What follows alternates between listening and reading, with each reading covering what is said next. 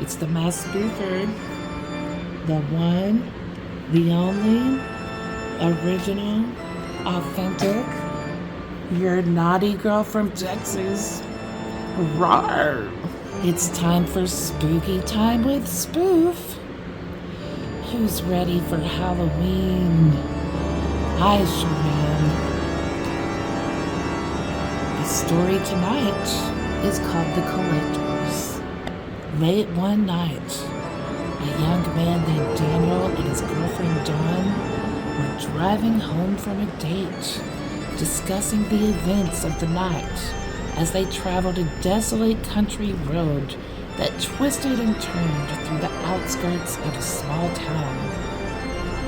Rounding a wide curve, the moonlit landscape cast an ominous glory that filled Daniel with a dreadful sense of unease.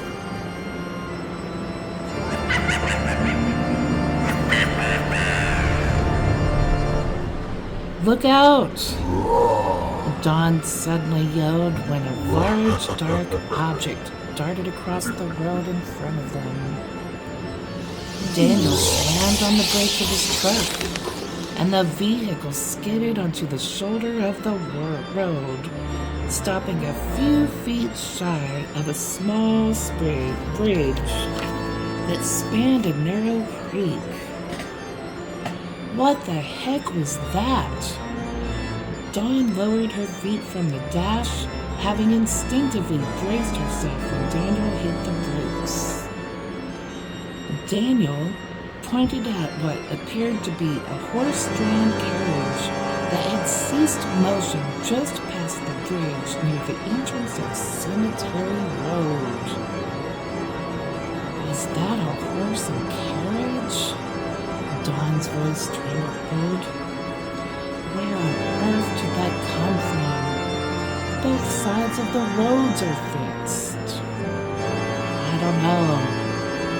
Daniel stared in bewilderment at the blotted form of a driver, searching for some distinguishable feature, but finding none.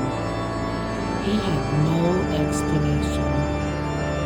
The carriage, enveloped by an eerie mist, then resumed motion and turned onto Cemetery Road. The sound of the horse's hooves striking the pavement echoed as the carriage quickly transitioned into little more than shadows, but a doleful melody drifted in its wake. Haunting words sung in a faint but clear voice. "We are the collectors, collecting what is due. We are the collectors. Our harvest must ensue. The harvest moon has risen, a harbinger of fate, the fullest moon of many. We wait to storm the gate." "I don't like this." Dawn's eyes widened with fright. Daniel was baffled by the eerie encounter. I couldn't see his eyes, but I know he was looking right at me like he knew me. And that song. "Let's get out of here, Daniel. This is too creepy. I want to see where he goes." Daniel was overcome by a compelling need to follow the specter. Down Cemetery Road? Not a chance. Dawn adamantly refused. "We wouldn't have time anyway. It's nearly 11, my curfew," she reminds him. "Still, even if we had time, I wouldn't go. There's nothing at the end of that road but graves. You could not pay me enough to follow whatever that was into the cemetery at night, especially not tonight. Have you forgotten about the total lunar eclipse? It's happening right now. Look, The moon is already partially eclipsed. At that moment, headlights from an approaching vehicle appeared behind them, and Daniel watched in the rearview mirror as his red car rolled to a stop alongside his truck. Kathy. He immediately recognized Dawn's sister and lowered his window so the girls could talk. "What's wrong?" Kathy asked. "Did your truck break down?" "No, the truck's fine," Daniel assured her. "Oh, Kathy, I'm so glad to see you," Dawn told her sister. "You'll never believe what we just saw. It was the strangest thing." "You can tell me all about it when we get to the house. We only have a few minutes till curfew, so you better hurry home." Kathy started to raise her window. "Wait!" Daniel stopped her. "Dawn needs a ride." "What?" Dawn's brow furrowed. "I can't believe this. I want to do a little investigating. I really want to see where that carriage went. I think you're crazy to follow whoever or whatever that was to the cemetery at night, but I won't attempt to stop you." Dawn got out of the truck. "Just be careful." "Don't worry," Daniel flashed a smile. "I'll call you in a little while when I get home." That moment, Dawn and Kathy drove away. Daniel pulled his truck onto the pavement, crossed the bridge, and made a right turn onto Cemetery Road. The entrance of the narrow lane, divided by 2 oak trees, offered scarcely enough width for a vehicle to pass on either side of the sprawling trees. Laden with shadows, once beyond the entrance, the split lane merged into a single-lane roadway bordered by barbed wire fence that enclosed a multi-hundred-acre orange grove. "Where are you?" Daniel lowered his window, searching for any sign of the mysterious horse and carriage, soon catching the faint, hypnotic sound of the specter's haunting tune as he neared the cemetery gate.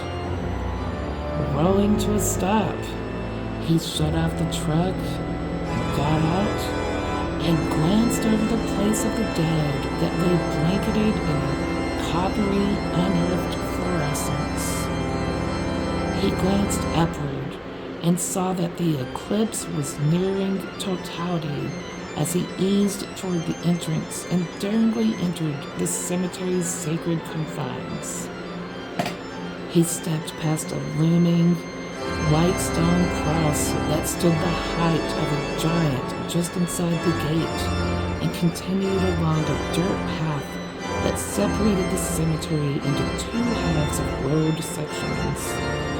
Lured forth by the haunting tune that grew louder and clearer with each step he took, Daniel knew he would never forget the song's dark and foreboding lyrics. "We are the collectors, collecting what is due. We are the collectors. Our harvest must ensue."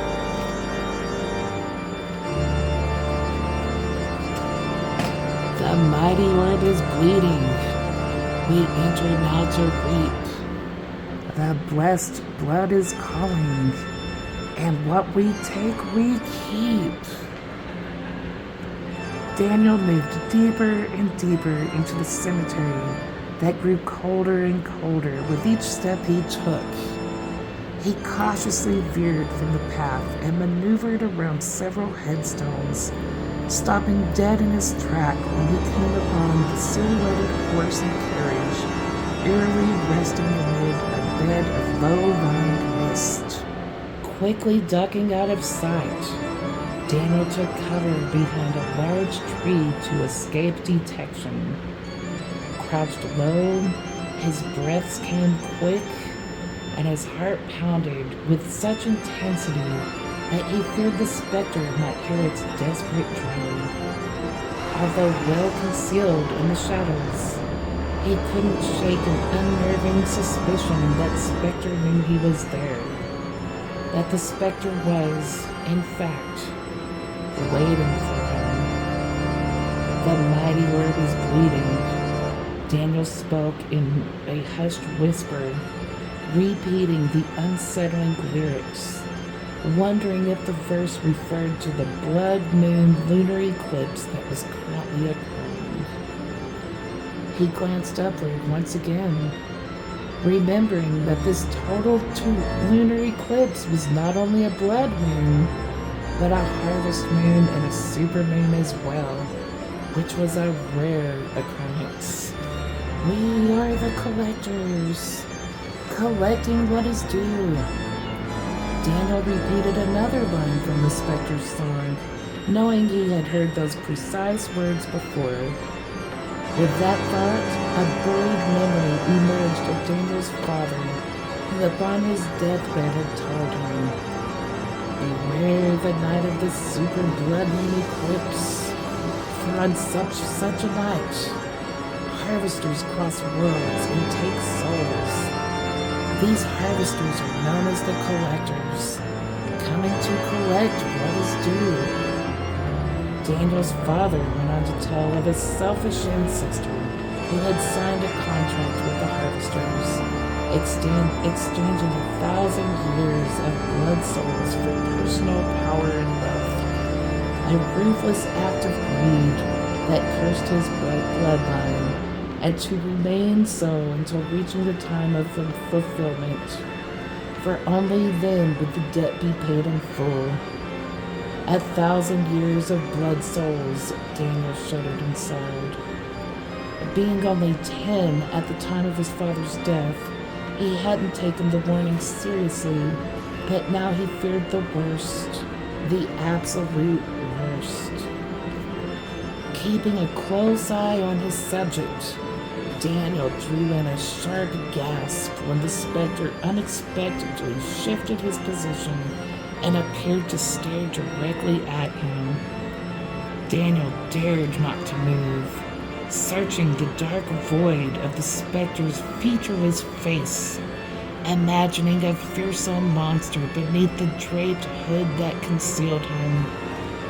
Not sure what to expect, Daniel fell into a maddening state of panic when the specter began to sing a third, spine-chilling verse of his grim, foreboding song.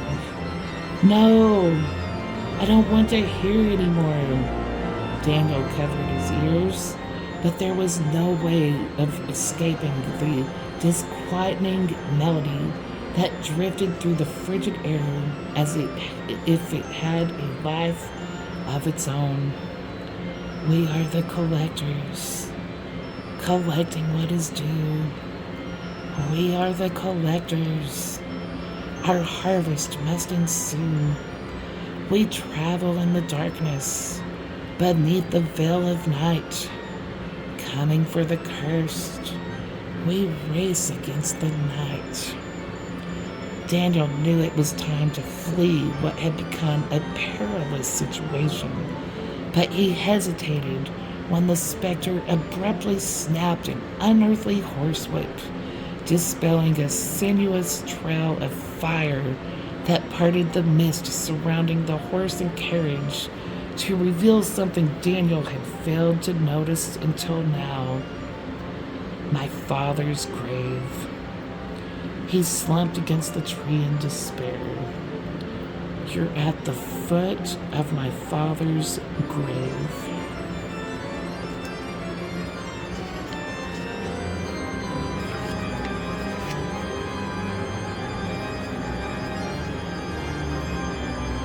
Suddenly, everything made perfect sense. The specter was a harvester, and he was after Daniel's father's soul. With that knowledge, despair turned to desperation, and Daniel mustered the courage to step out of hiding and face the harvester, who maintained a perfectly postured position high upon his carriage. The air grew colder and colder as Daniel eased closer and closer to the carriage, silently counting each artist's footstep until coming to a stop on his 13th count. Now, near enough to get a detailed look at the specter's outer garments, the entity's face remained a featureless void, hidden behind the hood of a black cloak that draped his thin frame. Are you a harvester? A collector? Daniel bravely called out, his heart pounding like a jackhammer. Are you after my father's soul? A moment of unsettling silence lingered as Daniel awaited a reply, only to be answered with another verse of the harvester's sinister song. We are the collectors, collecting what is due. We are collectors. Our harvest must ensue. I hold a contract binding, an inescapable fate, 1,000 years till ceasing, a debt you must repay.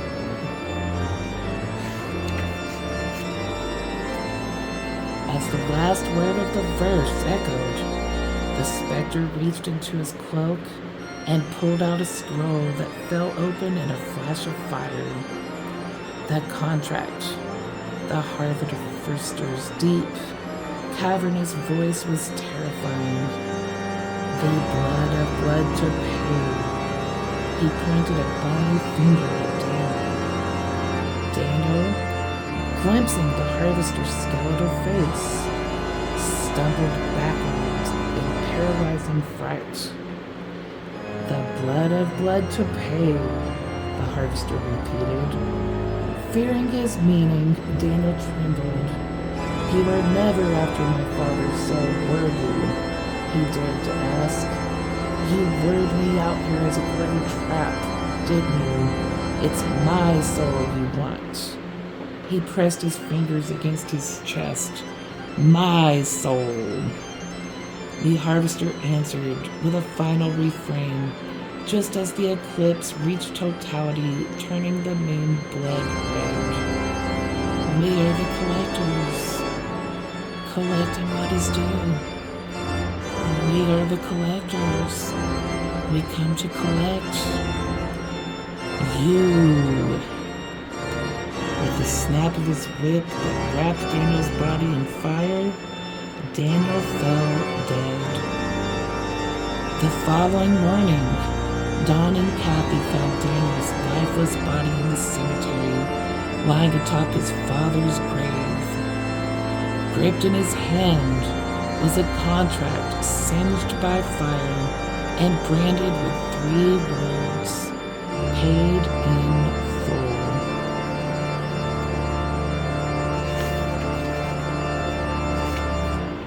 Moo ha ha ha ha.